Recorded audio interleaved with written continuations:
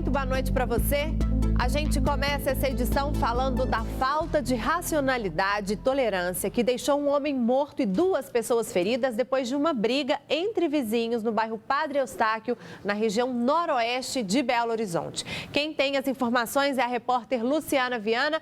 Boa noite para você, Luciana. Qual foi o motivo dessa briga? Boa noite, Gisele. Boa noite a todos. O que provocou uma discussão que acabou terminando numa briga generalizada e uma pessoa morta foi o som alto. A gente está acompanhando aí as imagens do bairro onde aconteceu, é o bairro Padre Eustáquio, região noroeste da capital mineira. O caso envolveu 9 pessoas que residem aí, nesse prédio, no Padre Eustáquio. Uma mulher grávida de 4 meses não estava conseguindo dormir, então resolveu pedir à vizinha para abaixar a música. Mas elas acabaram discutindo, maridos entraram na discussão e também os vizinhos.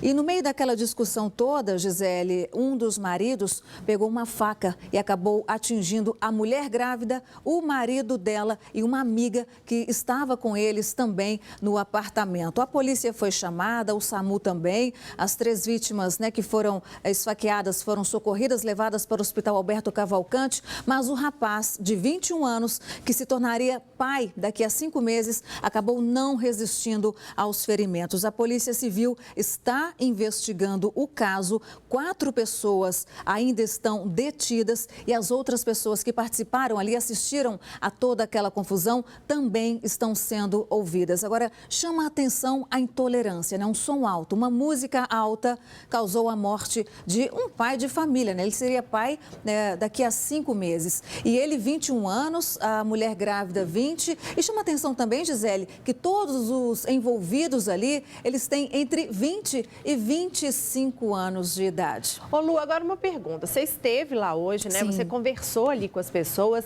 Foi a primeira vez que isso aconteceu lá ou é recorrente? Como é que é essa vizinhança? Gisele, de acordo com o relato de alguns moradores ali perto, eles não quiseram gravar entrevista, sempre muito discretos, mas eles relataram que ficaram muito surpresos, porque nunca havia acontecido isso ali naquele local, Então foi realmente um caso isolado, mas que infelizmente terminou aí com uma pessoa morta, 2 feridas, 4 detidas e a Polícia Civil, então, investigando esse caso. E que sirva de alerta, não é?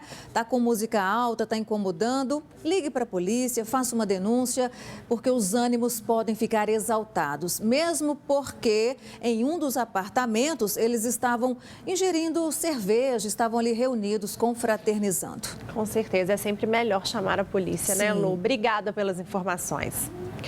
A Polícia Civil vai investigar quem é a mulher que jogou um bebê recém-nascido em um lote vago em Ibirité, na região metropolitana de BH.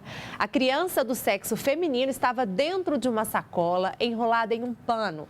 Ela foi achada por um operário que passava pelo local e ouviu o choro do bebê. A polícia foi chamada e levou a criança até a maternidade municipal.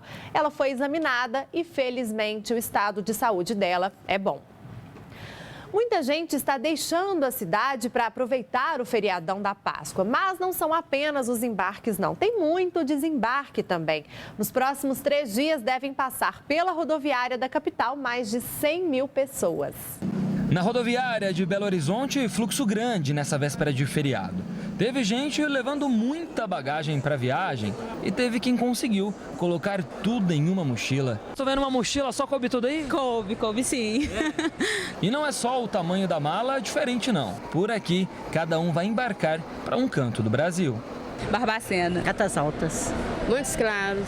E muita gente ainda deve passar aqui pela rodoviária de Belo Horizonte nesse feriado prolongado. São esperados 98 mil embarques, um número bem parecido com o do ano passado, crescimento apenas de 1%. No total, mais de 1.100 ônibus extras já foram confirmados.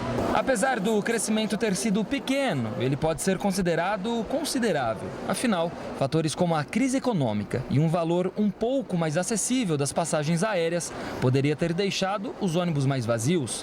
Mas com essa fila aí, dá para saber que o movimento na rodoviária tá gigante. Por isso, quem vai pegar ônibus é preciso ficar atento quanto ao trânsito na região do local.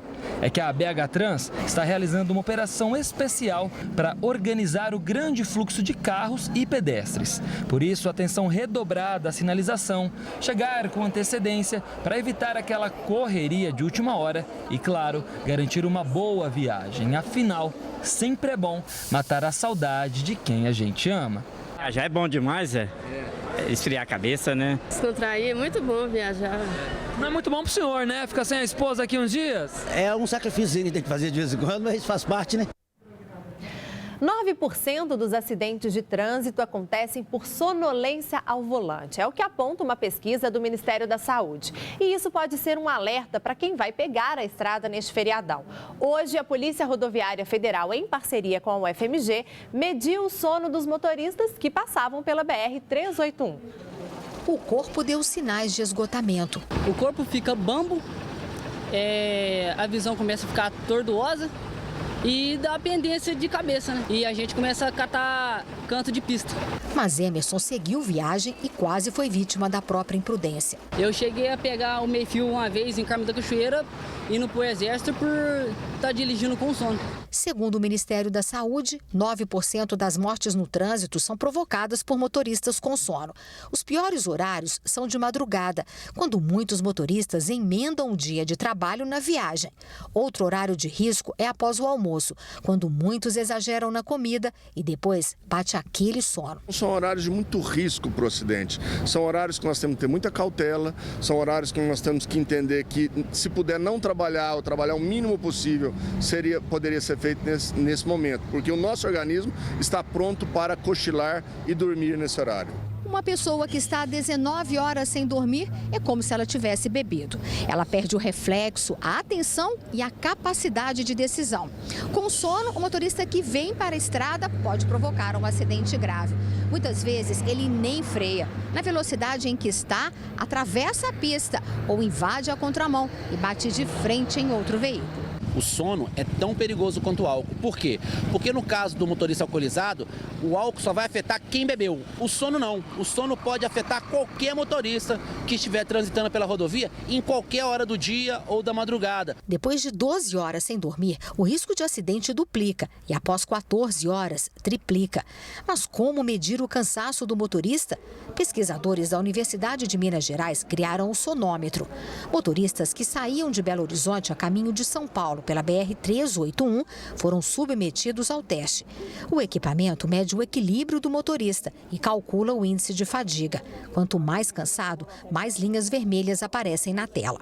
Quanto mais baixa a temperatura corporal, que é na madrugada, por volta das 4h30 da manhã, mais sono eu vou ter, porque eu vou estar liberando melatonina. Menos concentração, menos atenção, menos reflexo e maior probabilidade de acidente. Depois de uma boa noite de sono, seu Pedro passou no teste. Estava me sentindo cansado, aquela hora eu parei de noite. Daí eu gostei que está na hora de parar, porque é a minha vida que corre risco ali, né? E a vida dos outros que estão em redor também, né? E com as estradas movimentadas por causa do feriado da Semana Santa, é preciso ficar ainda mais atento aos sinais que o corpo dá antes que o pior aconteça. Se você sentiu qualquer sintoma de sono, pare. Faça alimentações leves, não faça alimentações pesadas. E evite viajar durante a madrugada. Tente viajar sempre com o dia claro, porque a própria luminosidade vai te ajudar a diminuir a possibilidade do sono. Pega a estrada numa noite boa de sono, sem bebida alcoólica, né? Bem consciente quanto a isso. É isso aí.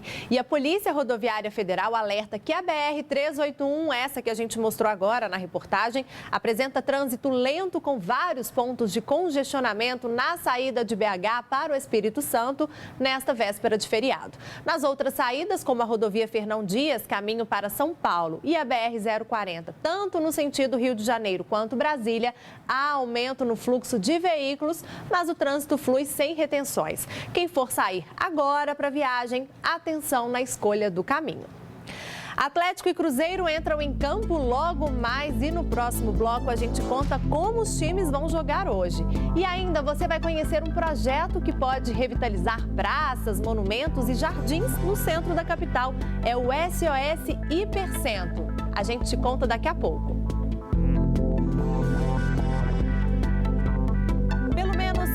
1.000 pessoas se reuniram hoje de manhã no Mineirinho, na região da Pampulha, para a celebração da Missa da Unidade realizada pela Igreja Católica. O arcebispo de Belo Horizonte, Dom Valmor Oliveira de Azevedo, celebrou a missa que marca a renovação de votos de sacerdotes e a bênção dos óleos, uma tradição da Semana Santa. A missa reuniu fiéis de paróquias de várias cidades da região metropolitana. A senhora veio de onde? Rio Manso, Betim. Como já é tradicional, cada comunidade organiza caravanas para participar deste momento de fé que reúne centenas de pessoas todos os anos. Vem ter encontro com Cristo, que Ele tem nos ajudado e pedir a paz para nós, para a humanidade. Faz a gente viver mais a nossa fé, a experiência mais com Deus e ver a igreja toda reunida, isso é uma satisfação muito grande. Estou achando tudo muito lindo, é muito emocionante. É um momento de fé, de esperança e de muita paz. A Missa da Unidade aconteceu no Mineirinho e foi presidida pelo arcebispo metropolitano Dom Valmor de Oliveira. Essa missa é a missa da unidade. Nós nos congregamos, bispos, padres e o povo de Deus das nossas comunidades de fé para renovar em nós a força da comunhão que vem de Deus. Porque do contrário, nós, por nós mesmos, como a sociedade comprova, nós não conseguimos avançar na solidariedade, no amor. Durante a celebração, uma bênção dos óleos utilizados pelas paróquias das arquidioceses de Belo Horizonte para a celebração dos sacramentos do batismo, crisma e unção dos enfermos. Esperamos que todos se abram à verdade do Evangelho, nós possamos fazer um novo caminho e reconstruir como é preciso a nossa sociedade brasileira. É muito lindo, é muita emoção, é maravilhoso ver toda essa bênção de Jesus aqui, é muito incrível. A Associação Comercial e Empresarial de Minas Gerais criou um projeto para melhorar o centro da capital. É o SOS Hipercentro, que pretende revitalizar praças, monumentos e jardins em situação de abandono ou de depredação. Basta olhar um pouco para os prédios, praças e ruas do centro de Belo Horizonte para perceber o quanto o local está deteriorado. Pensando nesse abandono da região, que entidades, especialistas e gestores públicos se juntaram no movimento SOS Hipercentro. No curto prazo, o movimento fazer um monitoramento da atuação da prefeitura, que a gente consiga ter ideias e discutir realmente o que a sociedade belo-horizontina quer para o hipercentro de Belo Horizonte. Né? O que a gente espera desse local? É um local só de trânsito, é um local que, né, para ter uma pulsação cultural, para ter restaurantes, para ter manifestações sociais, enfim. O hipercentro da capital mineira já sofreu intervenções em 2007, quando boa parte dos camelôs foram retirados das ruas da cidade e transferidos para shoppings populares. Porém, pouca coisa mudou e a região foi se degradando em função do fluxo de pessoas. A ideia do movimento é também resgatar a parte cultural presente na região. Qualquer ação de revalorização do centro, de revitalização, de requalificação do centro, passa necessariamente pela requalificação e restauração dos monumentos, das praças e dos prédios tombados. Não só a sua revitalização física, como também a valorização do seu uso, da sua apropriação pelas pessoas que frequentam o centro da cidade. Né? Culturalmente falando, um dos pontos mais preocupantes é a Praça Monumento Liberdade em Equilíbrio, idealizada por Mary Vieira. O local abriga uma escultura monumental de 21 metros de altura e pouco lembra o projeto original da artista, inaugurado em 1982. Fica entre a rodoviária, que é um prédio tombado, encabeça a Avenida Afonso Pena e devia se tornar um marco, um cartão postal da cidade. É a maior praça de arte concreta que eu conheço praticamente do mundo. Segundo a pesquisadora, além da situação degradante que a praça se encontra, outras questões desrespeitam o projeto original da artista. Várias árvores foram plantadas de forma desordenada e no meio da praça, além do piso, que não é mais original. Ela queria plantar 50 quaresmeiras em volta da praça, ou seja, entre a rodoviária e o início aqui da praça, naquelas faixas onde passam os pedestres e os ônibus, e aqui em volta toda da praça. Então a ideia era ter um uma coroa florida. A situação do hipercentro da capital é de grande importância para a cidade e está nos planos da prefeitura, que está fazendo um estudo do local. A curto prazo, a primeira medida seria uma força-tarefa para retirar os mais de 600 camelôs das ruas. A gente compreende a situação, a questão humana que envolve a presença do camelô na rua, mas a cidade precisa de um nível mínimo de ordem. Então, essa ação vai ser feita com docilidade, com humanidade, mas com rigor. A segurança também está nos planos da prefeitura. A Guarda Municipal vai reforçar a segurança com 96 novos guardas. Atualmente, cerca de 1.700 pessoas moram nas ruas do hipercentro da capital. Por isso, a prefeitura vai fazer também um diagnóstico para melhorar as condições de vida da população em situação vulnerável. A ideia é que a gente desenvolva um conjunto integrado de ações de curto, médio e longo prazo, tanto ações da Secretaria de Assistência Social, mas outras, porque essa é uma intervenção intersetorial que demanda a presença da saúde, a discussão de política de habitação. Então, a ideia é que a gente tenha um conjunto de ações integradas.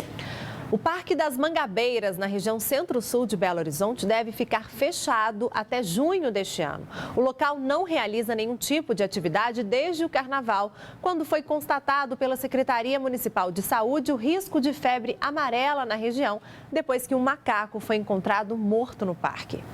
Esse grupo de amigos se deparou com o portão fechado. A gente veio aqui trazer meu amigo tailandês, que ele chegou no país tem uns 2 dias, e a gente quis trazer ele para pular na tirolesa, né? Tava todo mundo comentando, a gente olhou no site, não tinha falando nada, a gente veio lá da Pampulha e chegou aqui, tava fechado, assim. E assim, é um dos principais pontos turísticos da cidade, eu acho que deveria ter um cuidado maior. O Parque das Mangabeiras, uma das principais áreas verdes de lazer na região centro-sul de Belo Horizonte, está interditado desde fevereiro desse ano e continuará fechado pelo menos até junho. A decisão, segundo a Fundação de Parques Municipais, é uma medida preventiva, recomendada pela Secretaria Municipal de Saúde, apesar de ter dado negativo o exame para febre amarela no macaco encontrado morto no parque em fevereiro. O parque foi vistoriado durante o período de interdição e foi constatada a necessidade de manutenção de alguns equipamentos. O mirante do Mangabeiras também passará por manutenção e será reaberto junto com o parque. Já o Parque da Serra do Curral, que também foi fechado preventivamente em fevereiro, será reaberto no prazo mínimo de 30 dias. Agora o futebol. Atlético e Cruzeiro entram em campo hoje. Pela Libertadores, o Galo recebe o Sport Boys no Independência e o Cruzeiro pega o São Paulo no Morumbi. E quem conta pra gente como os times entram em campo logo mais é o repórter André Salles. Boa noite pra você, André. Boa noite, Gisele. Boa noite para todo mundo. Pois é, daqui a pouquinho, né? 7h30 da noite, o Atlético entra em campo no Independência contra o Sport Boys, como você disse. E a escalação já saiu, né? Daqui a pouco o time está em campo. E a grande novidade, né? Aguardada e já falada também ao longo da semana, é a presença do Luan entre os titulares. O menino maluquinho, né? Que é muito querido pela torcida do Atlético, acabou ganhando então a posição do Casares, vai formar aí um quarteto ofensivo junto com Otero, Robinho e Fred. Um time bem ofensivo realmente, com Elias e Rafael Carioca fechando esse meio de campo, para ir para cima dos bolivianos e fazer então a primeira vitória do Atlético, que quer garantir a classificação nesse grupo e na melhor posição possível. Vale lembrar que o primeiro adversário do Atlético no grupo, né, o Godoy Cruz lá da Argentina, o Atlético arrancou um empate fora de casa, eles venceram o outro adversário do grupo, o Libertad, do Paraguai, fora de casa. Então uma vitória pode colocar o Atlético em uma situação muito boa. Como você disse, quem também entra em campo nesta quinta-feira é o Cruzeiro. O Cruzeiro joga pela Copa do Brasil e fora de casa vai ao Morumbi visitar o São Paulo no primeiro jogo, então, dessa decisão entre duas equipes tradicionais do país. E aí o Cruzeiro tem um desfalque seríssimo, né? O Rafael Sobis, jogador que vinha fazendo muitos gols, ele provavelmente, a gente não tem essa confirmação, mas deve dar lugar a Ramon Ábila, jogador também que faz muitos gols. Alguns cruzeirenses aí dizem até que preferem o Ramon Ábila. Fato é que desta vez Mano Menezes me parece obrigado a colocar o camisa 9 em campo. Vamos ver aí se o Cruzeiro volta com um bom resultado aqui para Belo Horizonte, já que a decisão é no Mineirão. Gisele. E a gente fica na torcida pelos times mineiros, né, André? Obrigada, Exatamente. Boa noite para você. Boa noite. Você já programou o seu fim de semana? No próximo bloco, a gente tem dicas para ele. Você vai ver também que um projeto do governo promove a castração gratuita de cães e gatos, tudo de forma itinerante. É a seguir. Vamos falar agora da previsão do tempo para você se preparar para o feriado. Hoje o dia estava mais fresco, com nuvens em grande parte de Minas, e isso deve se repetir nos próximos dias também. Pode ter pancadas de chuva nas regiões noroeste, norte, central e também nos vales do Jequitinhonha, Mucuri e Rio Doce. Nas demais regiões, o céu fica parcialmente nublado. A sexta-feira aqui na capital e região metropolitana vai ser de tempo parcialmente nublado, com muitas nuvens e pode chover. As temperaturas variam entre 19 e 27 graus. E a gente vê que o fim de semana também deve seguir o mesmo ritmo, com temperaturas entre 13 e 25 graus no sábado e 15 e 27 graus no domingo. A gente volta a falar do feriado para saber o que fica aberto e o que vai fechar nesta sexta-feira. Luciana Viana, os serviços públicos vão funcionar?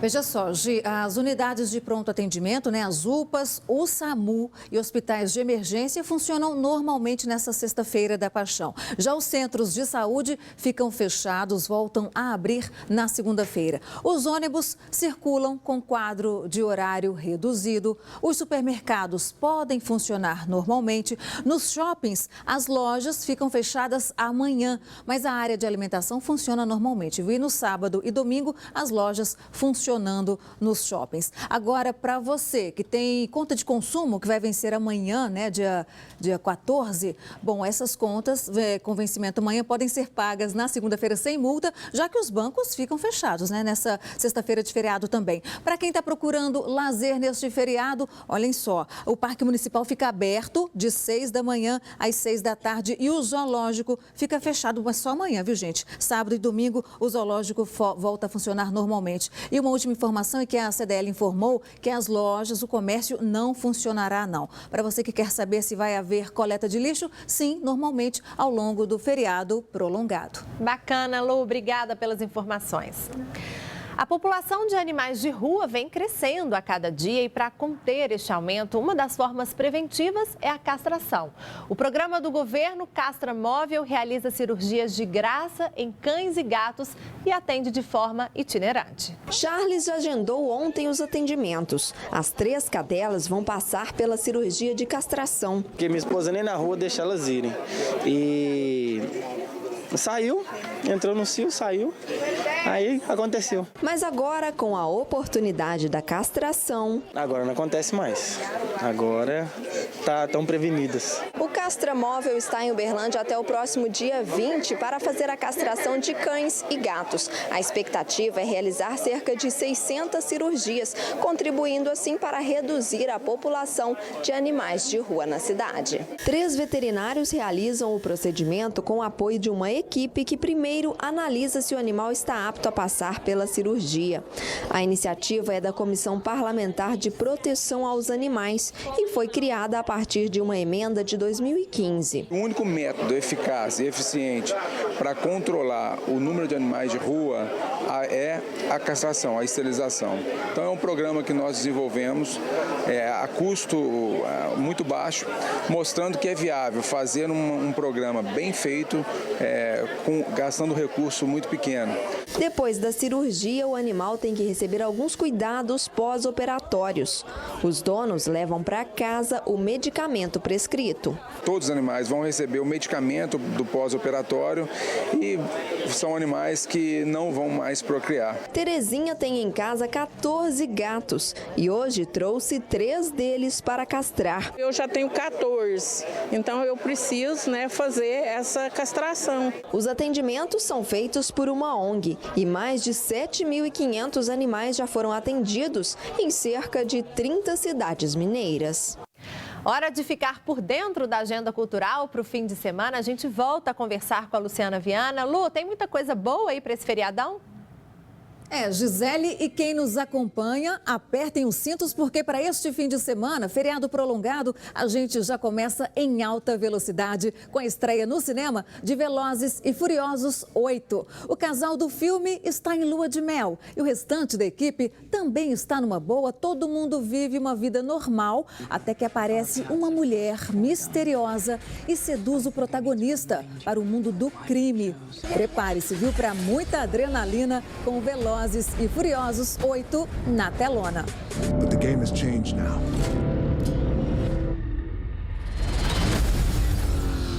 E já que tem feriado e não tem aula, a criançada vai poder viver uma aventura com os Smurfs numa vila perdida. Num belo dia, Smurfette vai em busca de novas descobertas e conhece uma floresta encantada, com diversas criaturas mágicas. Enquanto isso, o vilão Gargamel segue os passos dela. O final dessa história? Só na telona. Fica calmo e não come toda a comida reserva. Eu comi toda a comida reserva. E uma exposição aqui na capital mineira traz 20 telas do mestre Guinhar, com paisagens em pintura. São horizontes e pinceladas sobre a nossa capital, Sabará e também Ouro Preto, além de outras imagens que Guinhar chamava de paisagens imaginárias, muito inspiradas em Minas Gerais. A exposição Guinhar e a paisagem mineira, o antes e o depois, pode ser vista até o dia 11 de junho na Galeria de Arte do Centro Cultural do Minas Tênis Clube, na Praça da Liberdade. A entrada é de graça, imperdível, de terça a sábado, de 10 da manhã às 10 da noite, domingos e feriados de 11 da manhã às 7 da noite. E tem a primeira edição do Baile do Pimpão, neste sábado, no Hangar 677. São mais de 10 atrações que reúnem DJs mineiros e também de fora. A festa começa às 6 da tarde. E tem show da cantora Sandy com sucessos da carreira solo, releituras e também inéditas. É neste sábado, no Minas Centro, às 8 da noite.